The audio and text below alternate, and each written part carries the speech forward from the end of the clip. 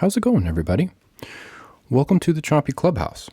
The station that you see right here is where we do a bunch of our firmware and our feature testing.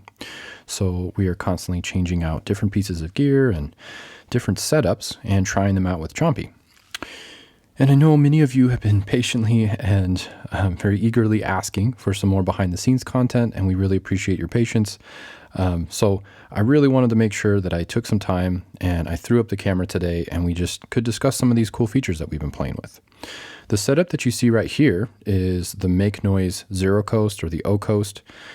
And I'm going to discuss the exact routing and everything that you're actually going to hear in just a second. But before I do, I just want to take a minute and discuss a bit of context here.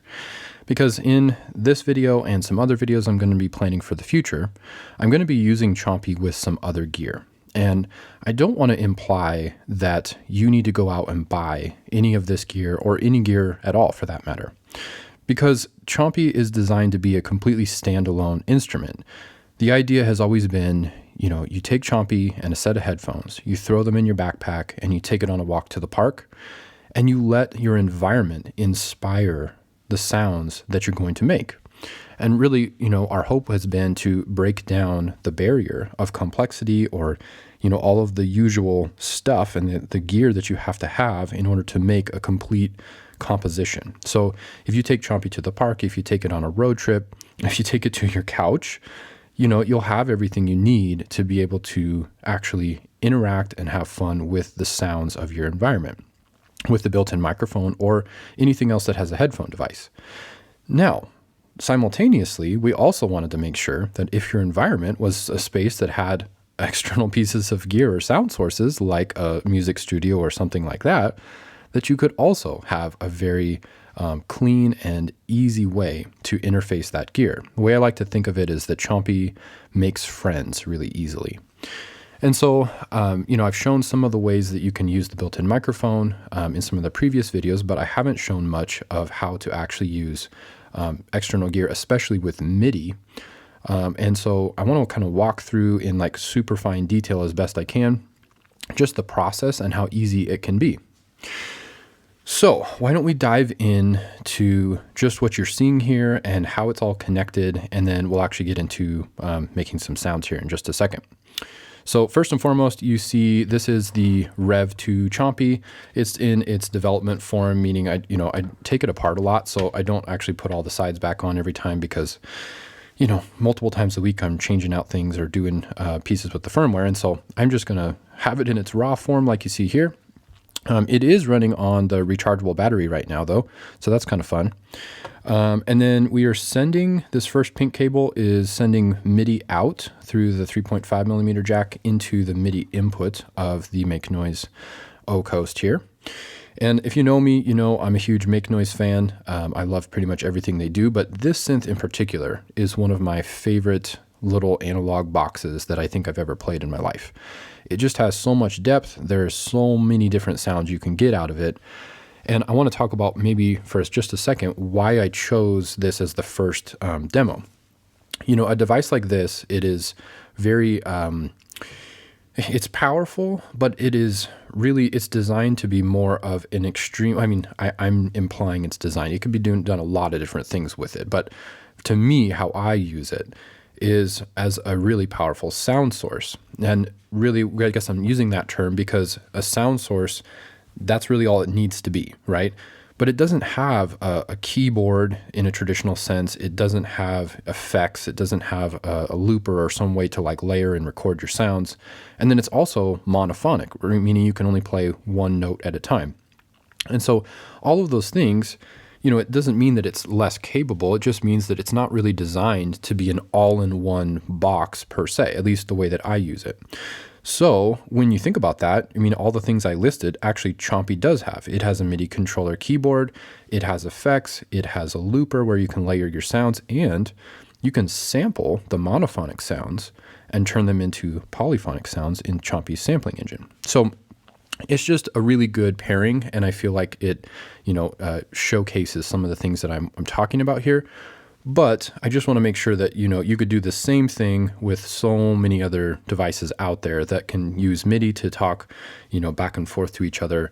And in fact, I'll probably even do a part of the demo where I don't even use the MIDI and would just use like a drone sound. So you could just see, you could do similar things with stuff that maybe even isn't being controlled with a keyboard. Okay, so let's continue with our signal path here. So we got the MIDI input going in here, a really simple patch, which is just keeping the oscillator in an always on, like a drone state, so we can capture it. And then that output from the line out is just going straight into the 3.5 stereo line input of Chompy. Then finally, our master output going into this cable goes literally going straight into the audio input of the camera up here. So everything you're going to hear is literally just the raw sounds from these two devices. And then, of course, I have a microphone also going into the camera. So that is the current setup that we're going to be playing with. Okay, so let's just jump right into making some sounds here. In order to make our first sample, we need to flip our mode switch into the upward position. Many of you have seen the other videos, you probably know this. So we flip it up, and now we can hear what's happening in the internal monitor engine. But I haven't discussed exactly that routing before, so I want to take a second and show that. And then there's a couple improvements that we've made as well. The first you're going to notice right away is we're actually going to be able to see our input VU meter now, meaning how hot our level is, on this LED right above the Chompy key. So you see it's like a dim blue right now because there's nothing coming in.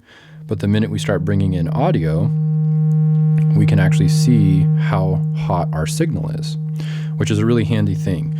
Then right now I can set it, there's quite a bit of headroom here, so I can go all the way and it's not going to clip the input, which is also really nice, meaning you can send really, really loud signals there.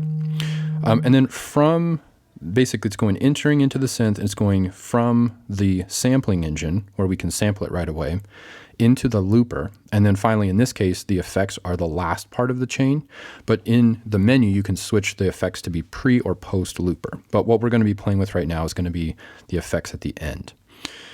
And then finally, that goes into our master volume and gain setting, and then back into the camera. So that's the routing in the actual internal part of the synth. So again, we can go direct if we want to. We could just start applying different effects to this sound, or we could sample it right away. So this is a monophonic sound, right? Only one note can be played at a time. If I decide to sample it, now I'm going to sample that sound, and now I can play that sound polyphonically. So we're not actually listening to the O-Coast. Once we flip the switch down, we're just listening to our sampling engine. But I want to show you something cool. So now if we want to play the O-Coast on top of that sound, we can layer these together. So we have a polyphonic sampling engine playing,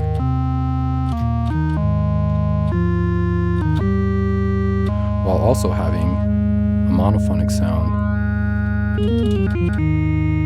playing on top. And we could turn this drone off so that we can just get one note at a time too. So that's pretty cool. Now we could also turn on the effects. So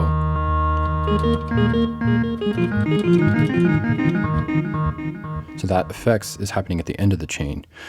For now, I'm going to get to that in just a second. But for now, I just wanted to show how easy and quick it is to take a sound and to take, a single mono sound and turning it into a polyphonic voice is really, really quick and easy. And we're using the same workflow as Chompy. And really, Chompy's kind of making some automatic decisions for us. If we have something plugged in, it's just going to default to that input, and everything is just going to go exactly the way it would with the built-in mic. So nice and quick, nice and easy. Okay, so that example was showcasing something a little bit more on the simple side for the sound source, but the O-Coast, of course, can make some very much more complicated sounds than that. I'm not going to get into a whole bunch of patching with it today. It's just, I want to show maybe a little bit less melodic version of something like that and how quick you can get maybe some more sound effects type content, right? So let's sample here and bring our volume up, and then I'm going to cycle this LFO here. Ooh, that's kind of cool. So we can do, this is the amount that it's going to be applied. We can do a sample where we actually move the knob through it. So now,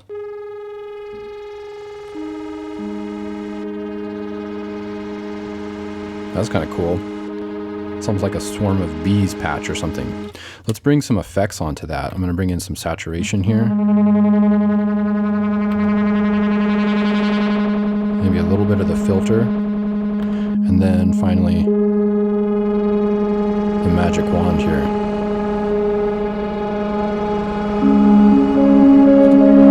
Oh, I'm clipping in the camera. Sorry about that.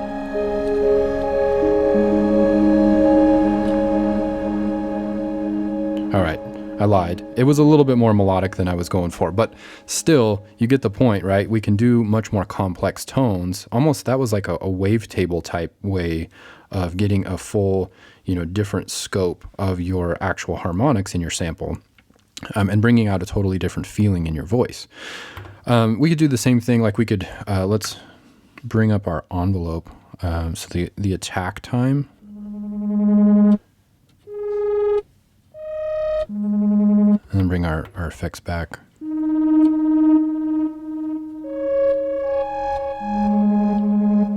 That's kind of a cool way to bring that complexity out. Why don't we make a loop here? Now, I could go in a lot of different directions when we start bringing the loop in.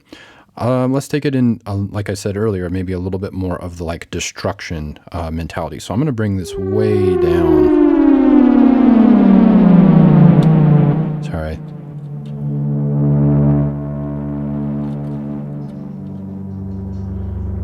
Ooh, that's cool. All right, another feature I want to show you. So if we hold the play key and then we hit loop, now the looper is going to wait for the first key press of the keyboard before it starts recording our loop. So I'm going to make a little chord here.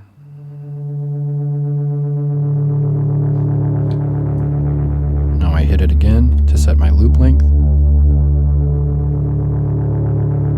Now, when it's yellow, you're seeing that we're overdubbing still. So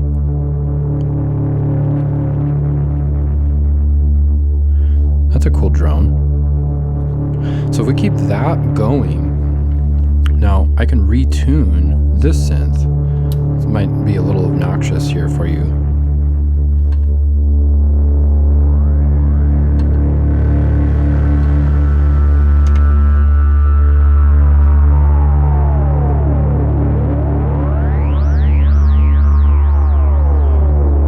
Now, like I showed earlier, we could just turn on the overdub again.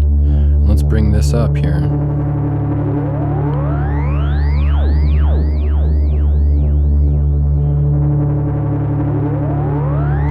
So now we are able to layer and create both sounds in the same space. Pretty rad, right? And then since our effects are in the end of the chain, I can still edit this stuff here. I don't want to clip the camera, so I'm trying to keep the volume nice and low here. But I want to destroy that a bit more.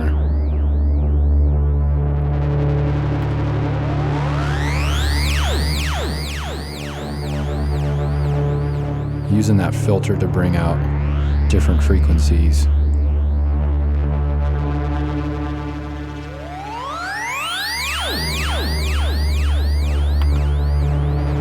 And we can really crank the magic wand and get some pretty hectic reverb on the end here.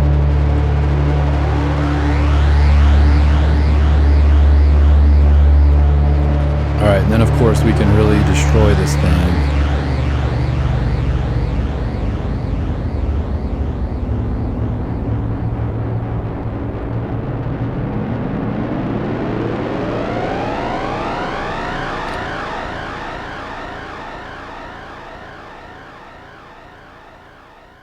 Pretty distinct and cool, if you ask me. We can delete our loop by holding down the play and the loop key. Clearly, you can take this thing in a lot of different directions, and you can get a lot of different types of flavors and results based on whatever you're bringing, into Chompy.